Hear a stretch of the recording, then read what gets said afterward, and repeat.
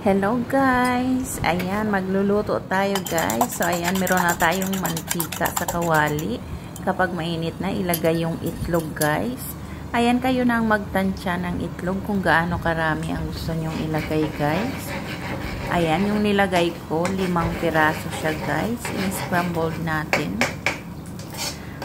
Ayan, huwag kayong magtaka guys kung medyo marami ang oil. Kasi po, may iluluto pa tayo para hindi mag-dry yung ating iluluto. Ayan. So, tanggalin na natin yan dahil luto na ang itlog. Ayan. Konting luto lang guys. Huwag masyadong patigasin. Ayan. So, ayan. Meron pa natin ang konting mantika guys. Ayan, ilagay naman natin yung ating chicken scallop. Ayan, 1 piraso yan guys. Hiniwa-hiwa lang ng pa-cubes. Ayan, kung gusto nyong dagdagan, pwede naman guys. Nasa sa inyo kung gaano karami ang gusto nyong gamitin. Ayan, so dahil kukunti na ang mantika guys, kinain na ng chicken, pwede natin siyang dagdagan ng konti.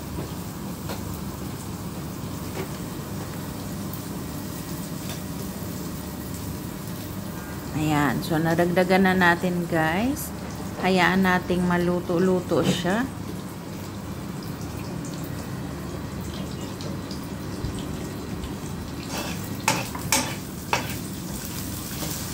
Ayan. Halo-haloin lang, guys. Ihalo-halo para pumantay ang pagkaprito ng ating chicken scallop. Ayan. Habang piniprito natin yan, isabay na natin yung bawang.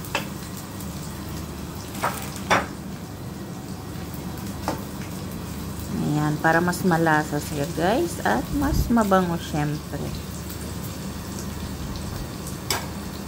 So, hayaan muna natin hanggang sa mag-brown yung ating bawang.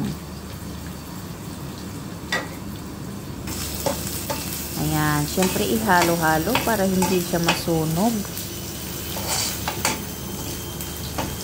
Guys, so wala kasi kaming ni budots, wala kaming makain ng lunch, kaya yan ang niluto namin para sa pananghalian guys. Ayan, so okay na ang kanyang kulay. Nag-brown na yung ating garlic at syempre luto na rin yung chicken scallop. Ayan, isunod natin ilagay yung ating onion guys. Ayan. Ayan, kung gusto nyo ng mas maraming onion, dagdagan nyo lang guys. Ayan, depende syempre sa inyong lulutuin.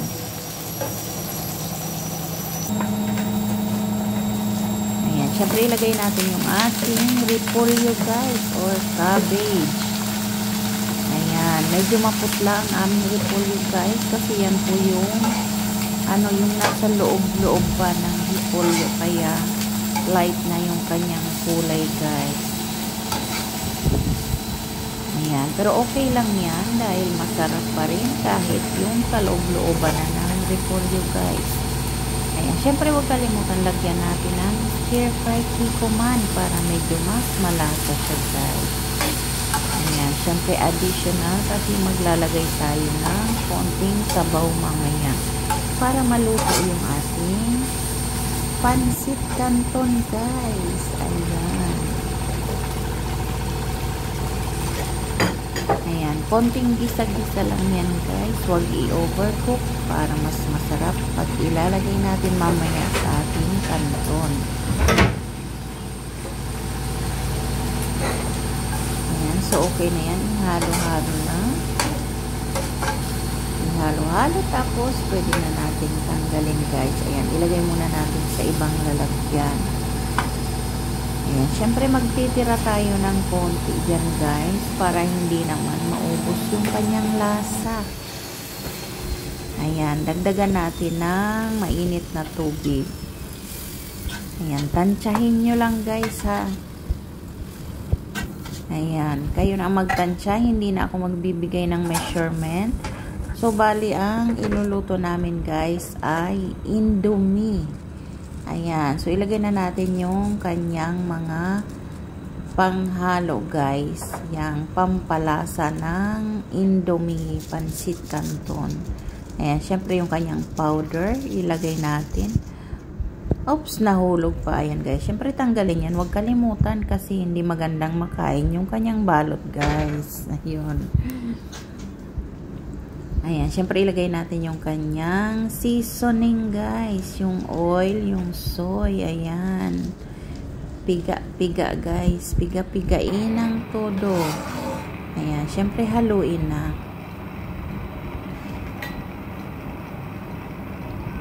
So ayan, hayaan muna natin na medyo kumulo yung kanyang sabaw guys. Ayan na syempre ang aming Indomie fried noodles guys. So ayan ang kanton ng ng Indomie. So guys, para hindi boring, ganyan ang pagkaluto na ginawa ko guys sa Indomie. So para rin tayong nagluto ng pansit gisado.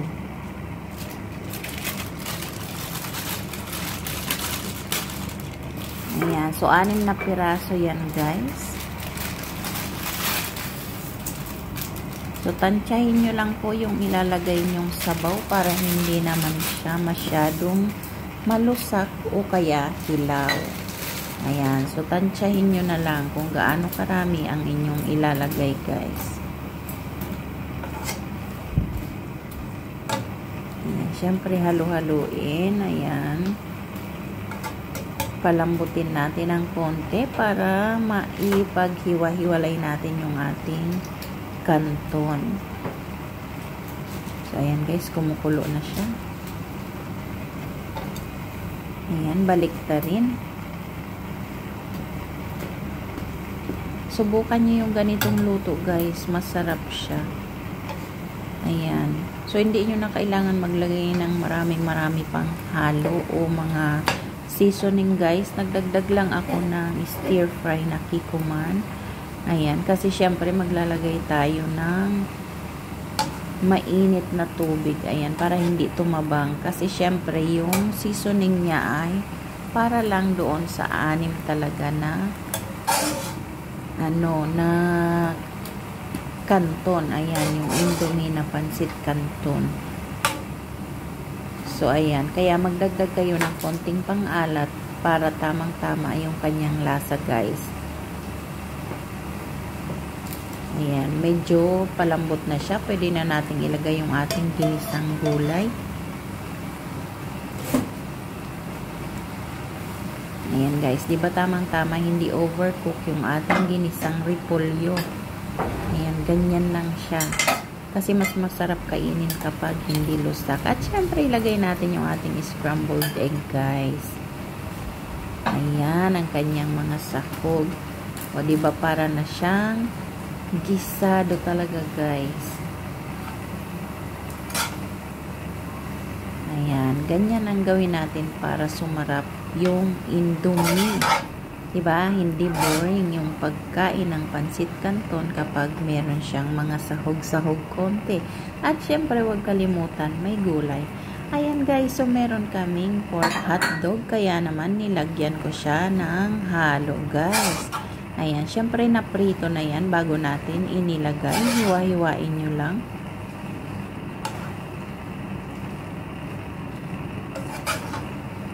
Ayan guys. So kapag sinubukan nyo ito guys, ayan, pag natikman nyo, ayan, comment kayo sa akin kung nasarapan kayo guys sa aming recipe.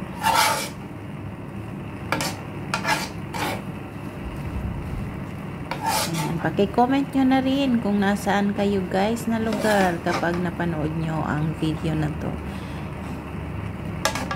Ayan, so paluto na ang ating canton guys. Ganyan lang, wag masyadong palambutin para hindi naman siya malusak. Ayan, saktong-sakto lang. Parehong-pareho siya ng pansit gisado. Syempre, wag kalimutan maglagay tayo guys ng green onion. Ayan. So, ayan na guys. Tapos na ang ating Indomie gisado.